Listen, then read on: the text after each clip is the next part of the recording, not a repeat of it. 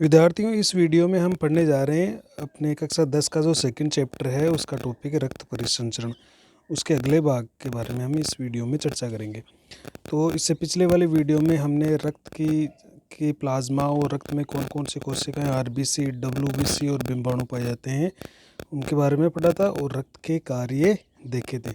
इसलिए इससे पिछले वाले वीडियो में आज हम पढ़ रहे हैं रक्त के प्रकार या रक्त के समूह है या जो रक्त के प्रकार है वो कौन कौन से होते हैं। तो देखो, हमारी जो आरबीसी होती है उसकी सतह पर कुछ विशेष प्रकार के एंटीजन्स पाए जाते हैं जो कि ग्लाइकोप्रोटीन या प्रोटीन के बने हुए होते हैं।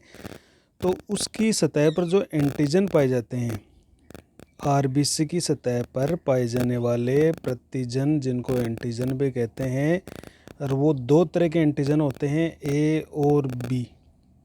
तो इन दोनों ए और बी एंटीजन की कौन सा है उसकी सतह पर उपस्थित है, कौन सा अनुपस्थित है, तो उसके आधार पर हम रक्त को 4 समूहों में बांटा जाता है। तो देखिए, जैसे ये आरबीसी है, उस आरबीसी की उस आरबीसी की सतह पर, इस सतह पर कुछ एंटीजन्स पाए जाते हैं। इसे एक आरबीसी की सतह, उस पर ये एंटीजन पाया जा रहा है। एक आरबीसी है जिसकी सतह पर कुछ, जैसे मान लीजिए इस तरह का एंटीजन्स पाया जा रहा है। तो दो तरह के एंटीजन्स उसकी सतह पर पाए जाते हैं, और वो एंटीजन है, एक तो उसको ए कहा जाता है और दूसरे को बी कहा जाता है। तो देखिए, अगर किसी आरबीसी की सतह पर केवल ए एंटीजन पाया जाता है, तो उससे तो हम उस ब्लड ग्रुप को कहते हैं ए ब्लड ग्रुप। अगर किसी आरबीसी की सतह पर केवल बी प्रकार का एंटीजन्स पाया जाता है, तो उसे ब्लड ग्रुप हम क्या कहेंगे, बी कह देंगे। और तीसरी आरबीसी होती है जिसकी सतह पर देखो ये दोनों ही पाए जाएंगे, ए भी पाया जाएगा और बी भी पाया जाएगा। जैसे ये इस तरह का कोई एंटीजन उपस्थित है, तो इस पर ए बी है और बी भी है, ए बी है और बी भी है, तो इस तरह का ब्लड ग्रुप होगा हमारा ए बी। और चौथी आरबीसी ऐसी मिलती है जिस पर कोई एंटीजन नहीं पाया जाता है, तो उसको हम ब्लड ग्रुप क्या कहते हैं, ओ। तो देखो, इस एंटीजन की उपस्थिति और अनुपस्थिति के आधार पर हमने रक्त को 4 भागों में बांट दिया है। तो हम ये कह रहे हैं कि आरबीसी की सतह पर जो विशेष प्रकार के प्रतिजन या एंटीजन्स, जो कि दो तरह के होते हैं, एंटीजन ए और बी, इनकी उपस्थिति और अनुपस्थिति के आधार पर रक्त को 4 समूह में बांटा गया है, जैसे ए बी और ओ। तो ये 4 समूह हो गए। तो प्रश्न देखो इस तरह से कभी कभार आता है कि रक्त समूह का निर्धारण कितने प्रकार के एंटीजन से किया जाता है। तो दो ही तरह के एंटीजन है, ए और बी। वैसे हमारे आरबीसी पर एक एंटीजन और खोजा गया है, उस एंटीजन का नाम है आर एच। उसका नाम क्या है, आर एच। तो वैसे हमारे आरबीसी सतह पर टोटल 3 तरह के एंटीजन्स मिलते हैं, लेकिन रक्त समूह का निर्धारण केवल 2 एंटीजन्स के आधार पर किया जाता है, और वो है ए और बी। तो देखो, हमने इस तरह से इसको बनाया। देखो, आरबीसी की सतह पर उपस्थित प्रतिजन कौन सा है और उस रक्त समूह का क्या नाम देंगे। तो आरबीसी की सतह पर अगर ए एंटीजन है, जैसे इस तरह से हमने चित्र में दिखा रखा है, केवल ए एंटीजन है, तो उस ब्लड ग्रुप को हम क्या कह देंगे, ए समूह कह देंगे। अगर बी एंटीजन उपस्थित है आरबीसी की सतह पर, तो उस ब्लड ग्रुप को हम क्या कह देंगे, बी कह देंगे। अगर ए और बी दोनों उपस्थित है, तो वो ब्लड ग्रुप कौन सा हो जाएगा, रक्त समूह है ए बी हो जाएगा। और कोई प्रतिजन उपस्थित नहीं है, कोई भी प्रतिजन वहाँ पर प्रेजेंट नहीं है, तो ऐसा ब्लड ग्रुप कहलाएगा ओ। तो ये 4 तरह के रक्त समूह हो गए, ए बी और ओ। ए की आरबीसी सतह पर ए एंटीजन, बी की आरबीसी सतह पर बी एंटीजन, ए बी रक्त समूह की आरबीसी पर ए और बी दोनों एंटीजन पाए जाते हैं, और ओ का मतलब है यहाँ पर कोई एंटीजन नहीं है। तो देखिए, ये भी थोड़ा याद रखिएगा, सार्वत्रिक ग्राही जो रक्त समूह होता है वो ए बी होता है। ये किसी से भी रक्त ले सकता है, इसलिए ग्राही है। सार्वत्रिक दाता, ये किसी को भी रक्त दे सकता है, लेगा केवल उससे ही, लेकिन ये किसी को भी दे सकता है। ये ब्लड ग्रुप होता है ओ, ये किसी को भी दे सकता है। इसका प्रमुख कारण यही है कि इनमें कोई प्रतिजन नहीं पाए जाते। देखो, ये जो 4 समूह बांटे गए ए बी के आधार पर, तो इन रक्त समूहों को ए बी ओ रक्त समूह भी कहा जाता है। इन चारों रक्त समूह को हम क्या कह रहे हैं, ए बी ओ रक्त समूह है। नेक्स्ट देखते हैं, देखो आर एच प्रतिजन, हमने कहा कि ये 2 प्रतिजन तो पाए जाते हैं जिनके आधार पर हम रक्त को 4 समूह में बांट देते हैं। लेकिन फिर एक रक्त समूह, एक एंटीजन की खोज और हो गई हमारे आरबीसी की सतह पर, उसका नाम है आर एच प्रतिजन। तो देखो आरबीसी की सतह पर ए और बी प्रतिजन के अलावा एक और प्रतिजन पाया जाता है जिसे आर एच प्रतिजन कहते हैं। ये देखो एक वानर था रिसस वानर, उसमें सबसे पहली बार खोजा गया था, इस कारण इसका नाम क्या रख दिया गया, रिसस के नाम से इसका नाम आर एच रख दिया गया। तो ये आरबीसी की सतह पर ए और बी के अलावा एक और प्रतिजन पाया जाता है जिसे हम आर एच प्रतिजन कहते हैं। देखो ये जिन मनुष्यों में, ऐसे मानव जिनमें आर एच प्रतिजन पाया जाता है, यानी जिनकी आरबीसी की सतह पर आर एच प्रतिजन पाया जाता है, तो उन्हें हम आर एच धनात्मक यानी आर एच पॉजिटिव कहते हैं। आर एच पॉजिटिव का मतलब है, जैसे मान लीजिए ए पॉजिटिव है या बी पॉजिटिव है, ए बी पॉजिटिव है, ओ पॉजिटिव है, तो इसका मतलब हो गया इस व्यक्ति के आरबीसी की सतह पर 2 एंटीजन हो गए, एक तो ए हो गया और दूसरा कौन हो गया, आर एच।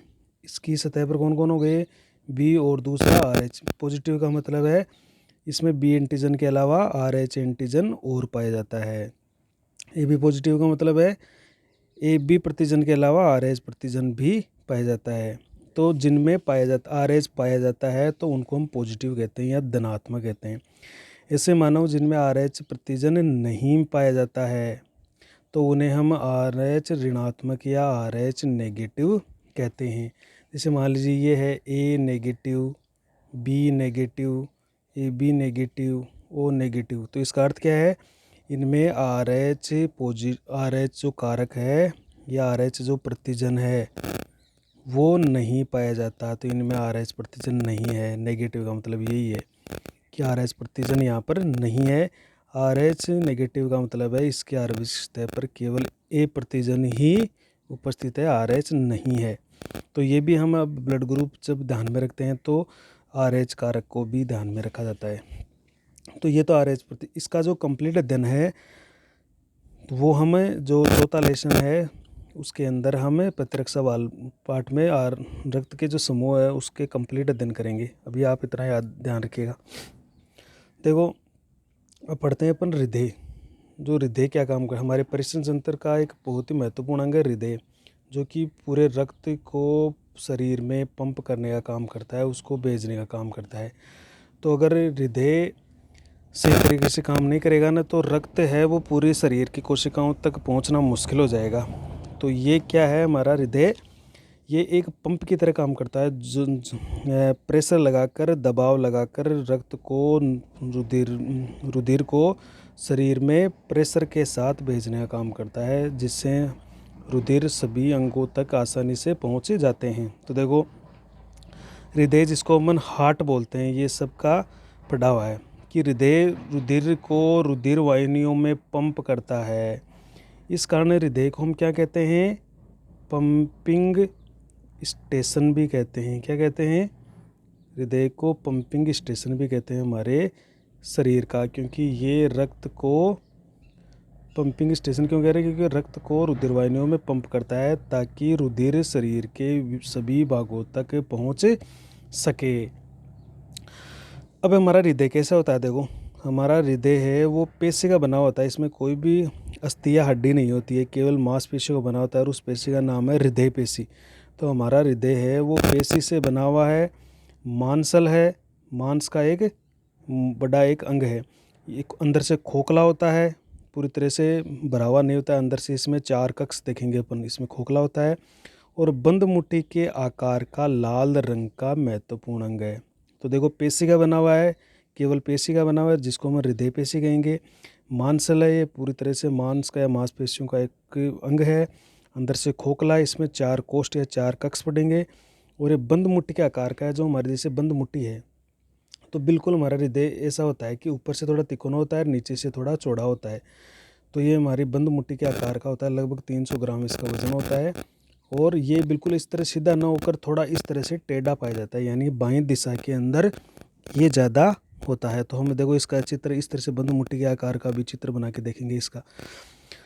तो ये बंद मुट्ठी के आकार का लाल रंग का होता है। हृदय में 2 आवरण पाए जाते हैं जिनको हृदयावरण कहते हैं। देखो हृदय की सुरक्षा के लिए हृदय पर 2 आवरण या 2 स्तर बने हुए होते हैं जिनको हृदयावरण कहते हैं। इन हृदयावरणों के बीच में क्या होता है, एक द्रव भरा रहता है। जैसे मान लीजिए एक अपन हृदय बना के देखें कि ये हमारा एक हृदय है, तो इनके अंदर ये खोखला होता है, इसके ऊपर 2 तरह के आवरण चढ़े हुए होते हैं इस तरह से। जैसे ये हमारा हृदय है, इस पर 2 आवरण चढ़े होते हैं। इन दोनों आवरणों के बीच में क्या होता है कि एक फ्लूइड भरा रहता है। उस फ्लूइड के अंदर एक द्रव्य भरा होता है, द्रव्य भरा रहता है, और वो द्रव्य क्या होता है, बाहरी चोटों से हृदय की सुरक्षा करता है। वो चोट को अंदर तक नहीं पहुंचने देता और हृदय को नम रखता है, घर्षण बल से बचाता है। जब हृदय सिकुड़ता है या आराम की अवस्था में आता है, धड़कता है, तब इसमें घर्षण बल नहीं हो तो उससे भी ये द्रव्य है इसको बचाएगा। तो हम ये कह रहे हैं कि हृदय पर 2 आवरण होते हैं जिनको हृदयावरण कहते हैं। देखो हृदय आवरण, हृदय के आवरण कहते हैं। दोनों आवरणों के बीच में एक द्रव्य भरा रहता है, हृदयावरण द्रव्य भरा रहता है। यह द्रव्य बाहरी चोटों से हृदय की सुरक्षा करता है और घर्षण बल से भी हृदय की सुरक्षा करता है। अब हम पढ़ेंगे हृदय के नामांकित चित्र। देखो तो हृदय का नामांकित चित्र बना के देखेंगे तो आप साथ साथ इसको बना सकते हो। हृदय का नामांकित चित्र, ये परीक्षा में काफ़ी बार पूछा जाता है, हृदय का नामांकित चित्र। तो देखिए हृदय का नामांकित चित्र बनाते हैं। हमारा हृदय कैसा होता है, तो देखिए हमारा हृदय वो बंद मुट्ठी के आकार का होता है। तो इस तरह से हमारा हृदय पाया जाता है, बंद मुट्ठी के आकार का, इस तरह से। थोड़ा बाईं साइड में ज़्यादा होता है, इसमें 4 कोष्ठ होते हैं। तो हम देखेंगे, देखो वो 4 कोष्ठ अभी एक बार आपको मैं बता देता हूँ। इसके अंदर 4 कक्ष होते हैं। जैसे ये एक कक्ष है, ये देखो,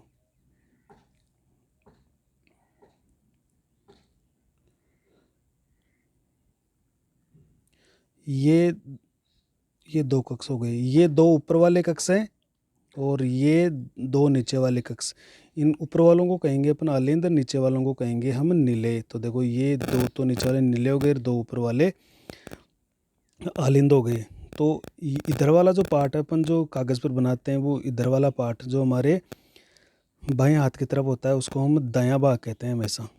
कागज़ पर जब अपन लिखते हैं, चित्र बनाते हैं, तो इधर वाला पार्ट है वो दायां। तो देखो ये है जो आप दिख रहा है ये चैम्बर, ये है दायां अलिंद।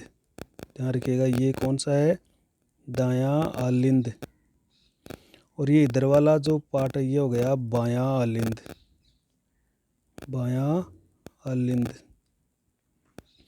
ये जो नीचे वाला पार्ट है ये देखो इधर वाला, इसको हम कहेंगे बायां निलय, बायां निलय। ये जो पार्ट है, और इधर जो ये आपको पार्ट दिख रहा है ये कहलाएगा दायां निलय। तो दो 4 कक्ष हो गए। देखो 2 तो अलिंद ऊपर वाले, 2 नीचे वाले निलय। ऊपर वालों को अलिंद कह रहे हैं, नीचे वालों को निलय कह रहे हैं। तो आप इस तरह से याद रखना, नीचे यानी नीलय नीचे, और अलिंद होते हैं ऊपर वाले दोनों।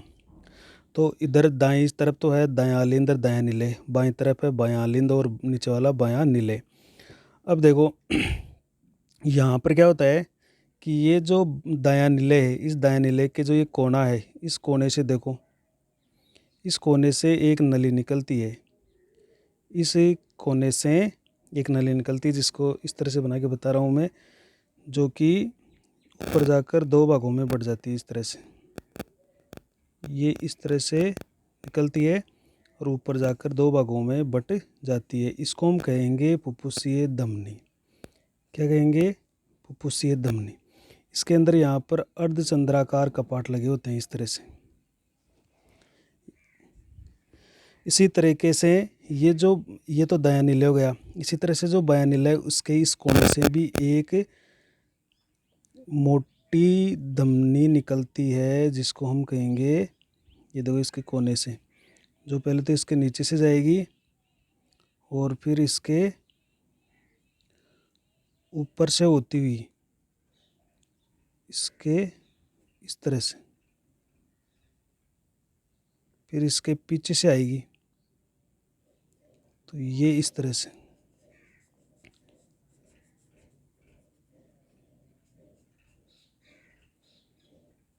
ये देखो एक मोटी धमनी निकल रही है, आप इसको साथ साथ बना सकते हो। इस पर भी अर्धचंद्राकार यहाँ पर वाल लगे होते हैं। ये रेड कलर की हमारे माध्यम ने दिखा देते हैं अपन इसको। ये ऊपर है वो 3 शाखाओं में बटी रहती है, जो कि ऊपर के अंगों को रक्त सप्लाई करने का काम करेगी। ये देखो इस तरह से। तो एक नली तो निकल रही है हमारे किधर से, दाएं नीले से। देखो ये दाएं नीले है, या इस कोने से निकल रही है। और एक नली निकल रही है हमारे बाएं नीले से, ये जो आप देख रहे हो। इसमें भी अर्धचंद्राकार कपाट लगे होते हैं यहाँ पर। अब इसी तरीके से ये जो बाएं नीले से जो नली निकल रही है, इस नली को हम कहेंगे, देखो ये जो है नीले रंग वाली, इसको हम कहेंगे फुफ्फुसीय धमनी। क्या कहेंगे इसको? फुफ्फुसीय धमनी। और जो आपको ये लाल कलर वाली दिख रही है, इसको हम कहेंगे महाधमनी। देखो महा यानी मोटी धमनी होती है, इसलिए इसको महाधमनी कहेंगे। अब देखो ये देखो दोनों तरफ ये फेफड़ों में चली जाती है। ये कहाँ चली जाती है? ये तो जाती है बाएं फेफड़े में, और ये चली जाती है दाएं फेफड़े के अंदर। रक्त को शुद्ध करने के लिए भी बताएंगे आपको क्या होता है। अशुद्ध रक्त को इकट्ठा करने के लिए इस तरह से ये है।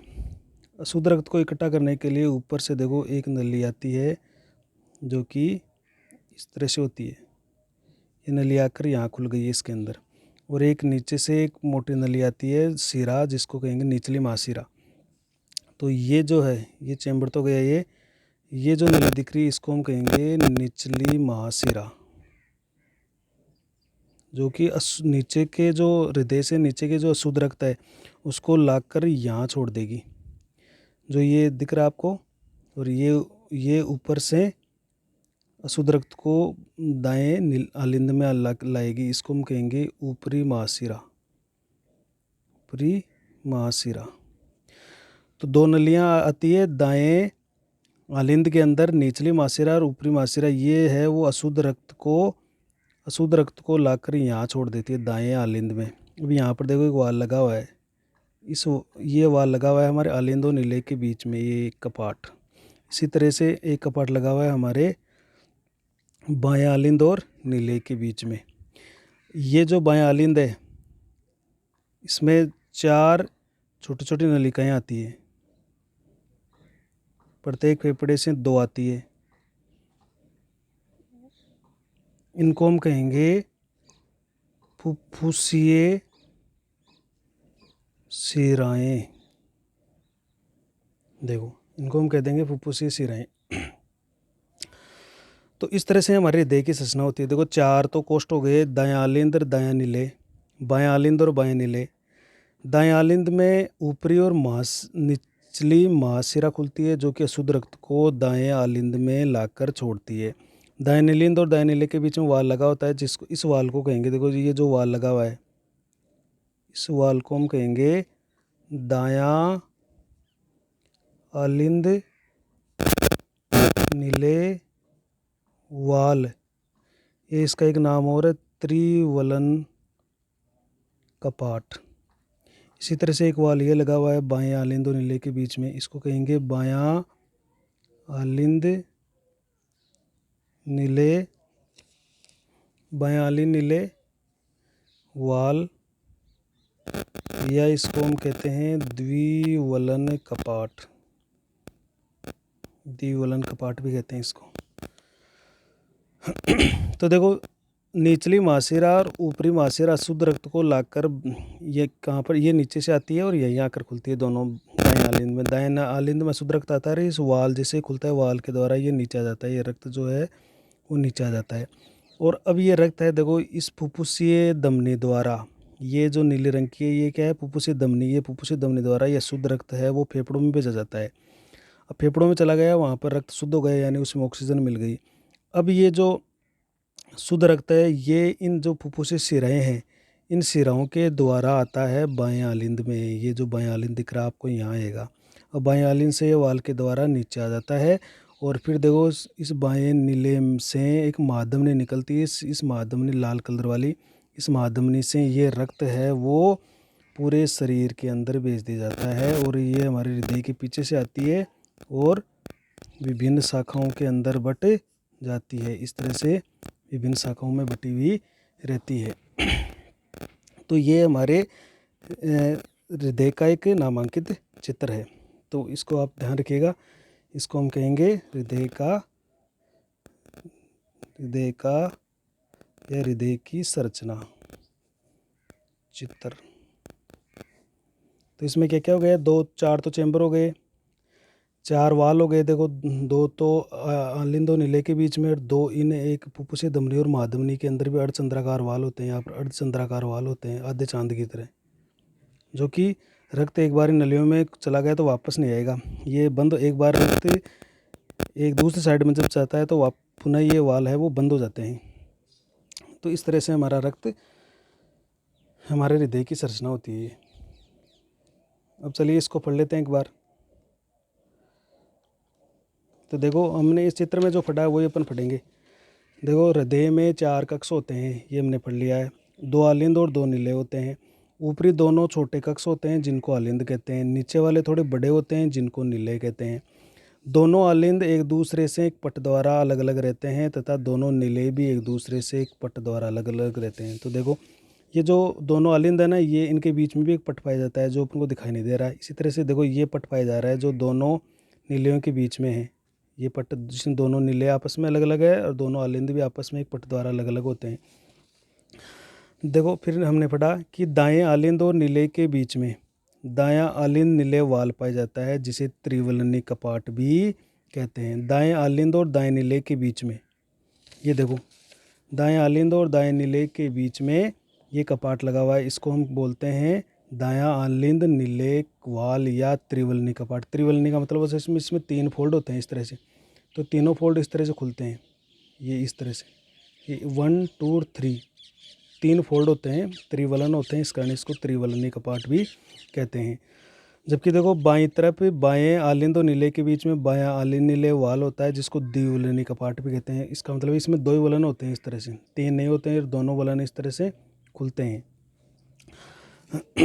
तो ये हमने कहा कि बाएं आलिंद और बाएं नीले के बीच में बायां आलिंद नीले वाल जिसको द्विवलन या कपाट या वाल भी कहते हैं। देखो फिर हमने कहा दाएं आलिंद में ऊपरी महाशिरा व निचली महाशिरा खुलती है। देखो ये दाएं आलिंद है, इसमें निचली महाशिरा और ऊपरी महाशिरा शुद्ध रक्त को लाकर यहाँ पर छोड़ती है दाएं आलिंद के अंदर, और अशुद्ध रक्त को सर्वप्रथम दाएं आलिंद में डालती है।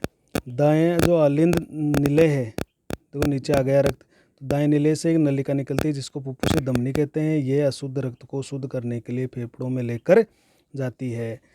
फिर देखो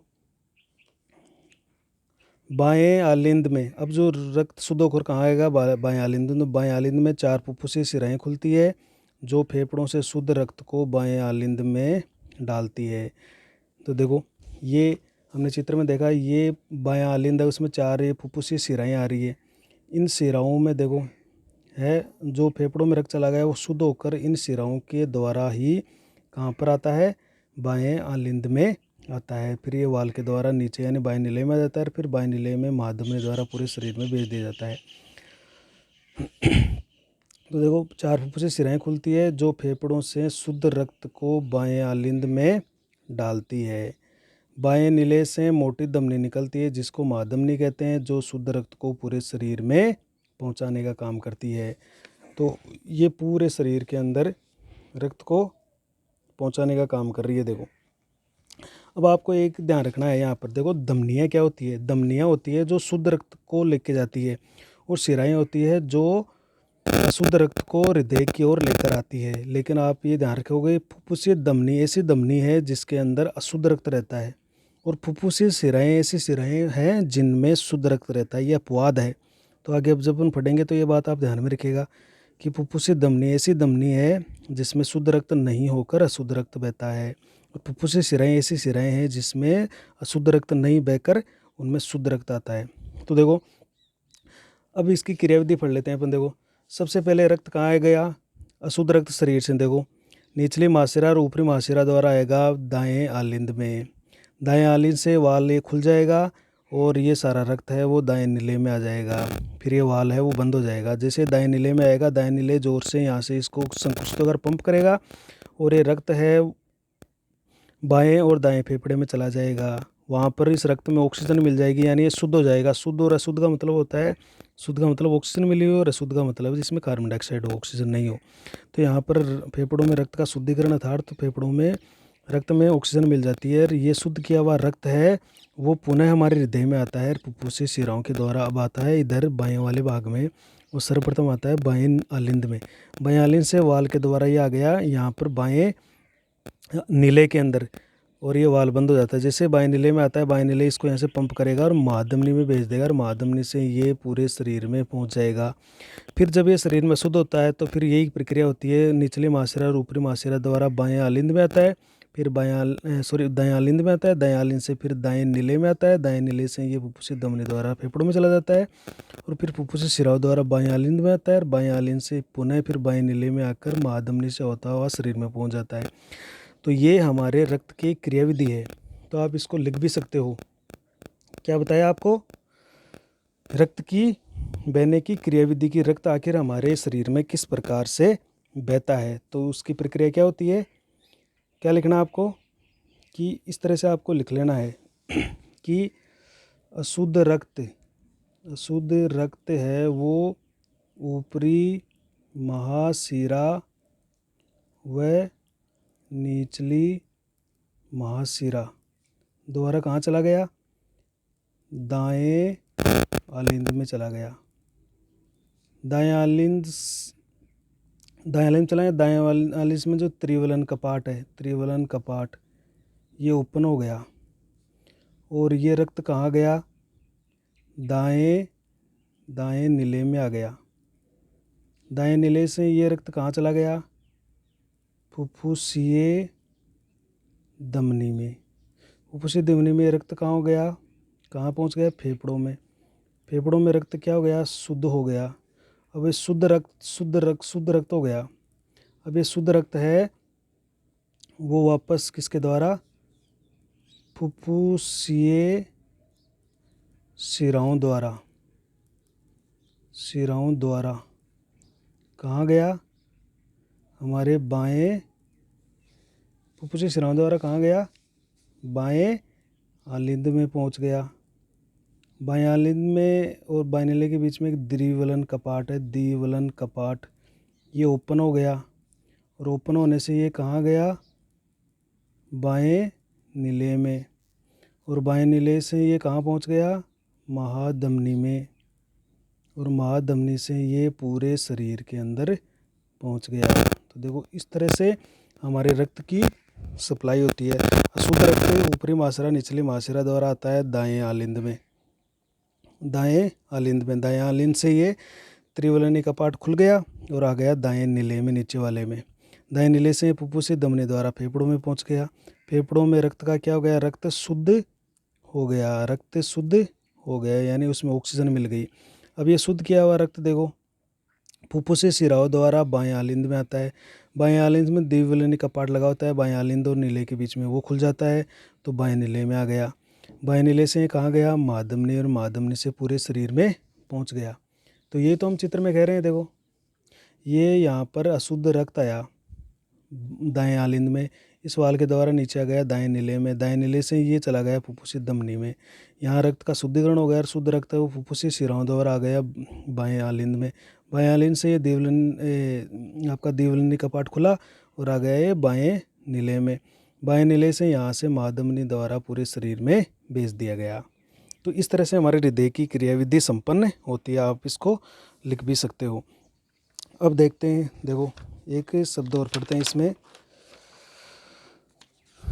रक्त का हमारे शरीर में दोहरा परिसंचरण होता है। अब रक्त का एक देखो, रक्त इस प्रक्रिया में रक्त हमारा हृदय है वो लगातार संकुचित होता रहता है या हृदय की प्रक्रिया लगातार जारी, एक बार हृदय संकुचित होता है, कुछ समय के लिए आराम करता है, तो उसको हम कहते हैं हृदय चक्र। तो हृदय चक्र क्या होता है?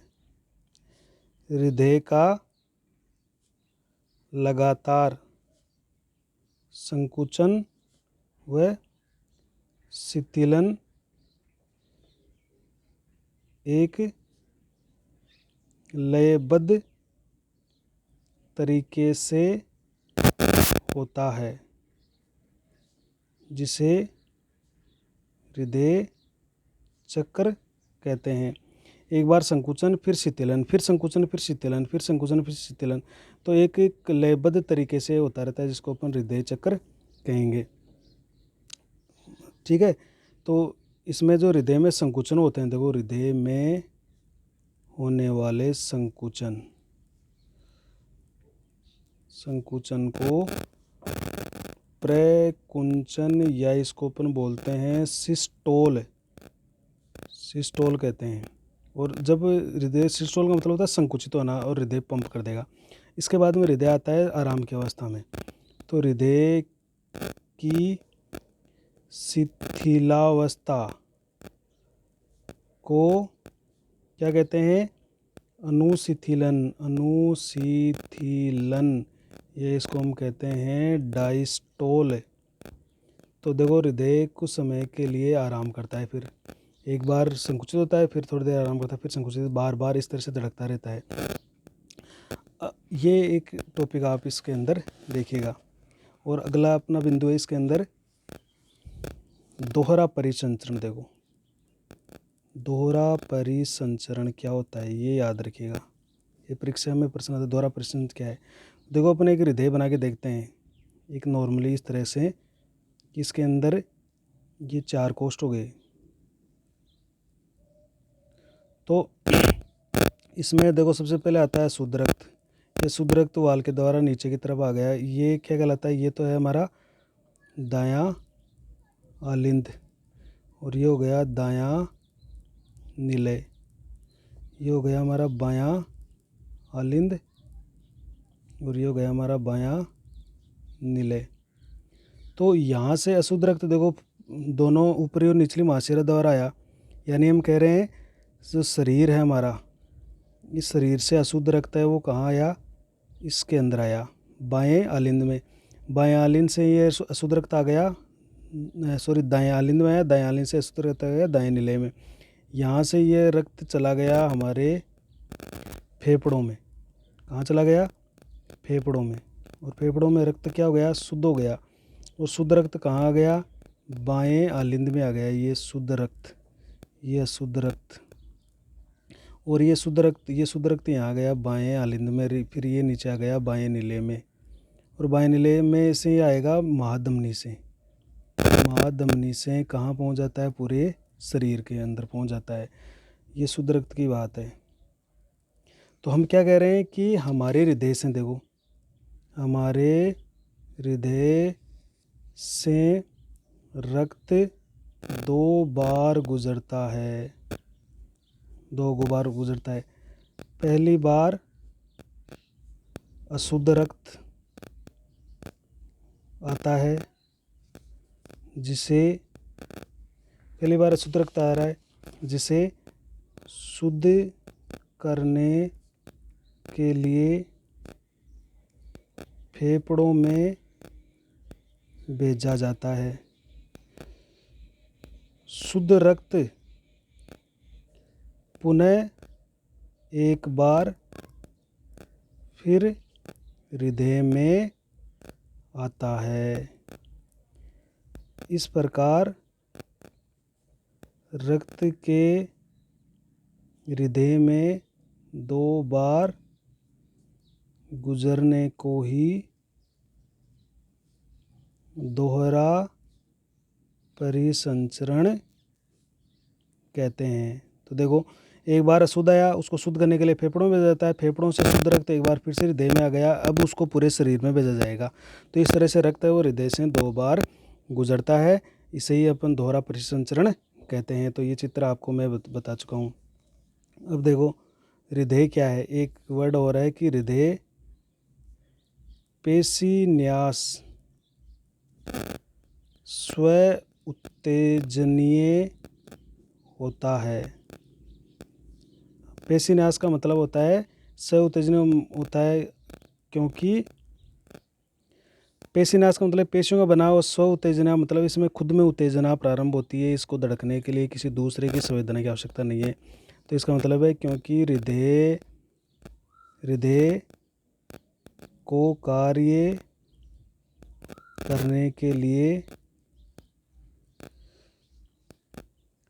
इसकी पेशियों में स्व उत्तेजना का गुण पाया जाता है।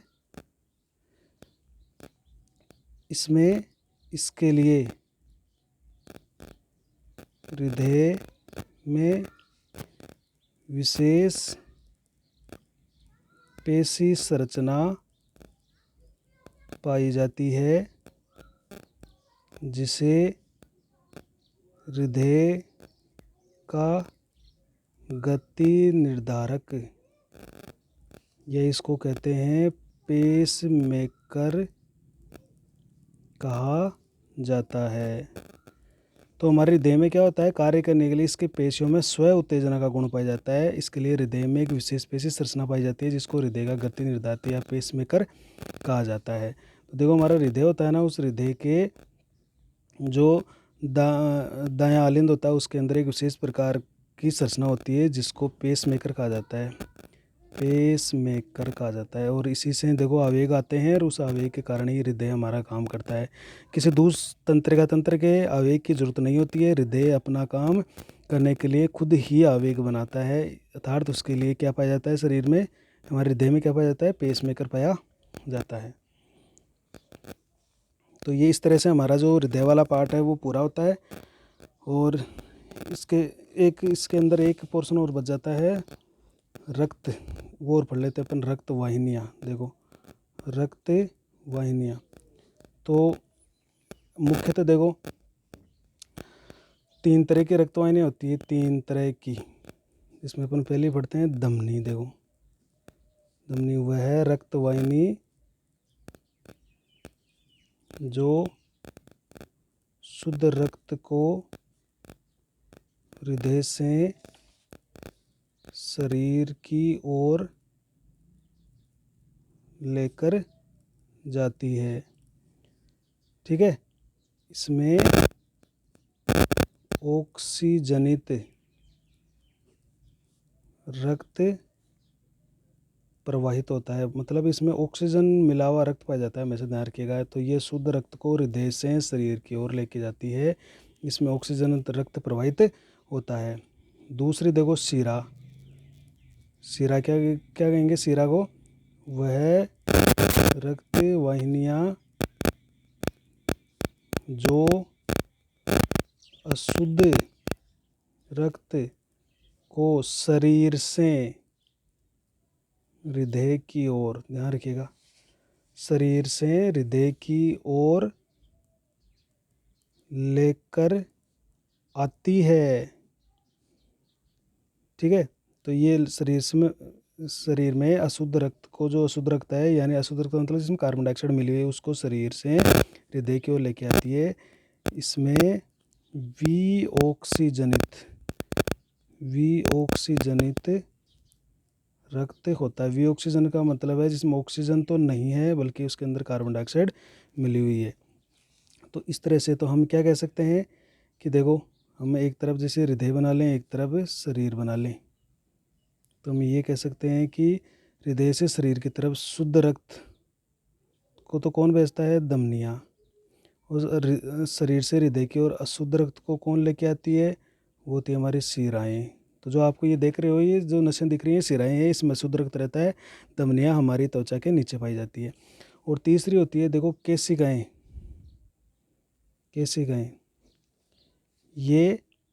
ये बारीक रक्त वाहिनियाँ होती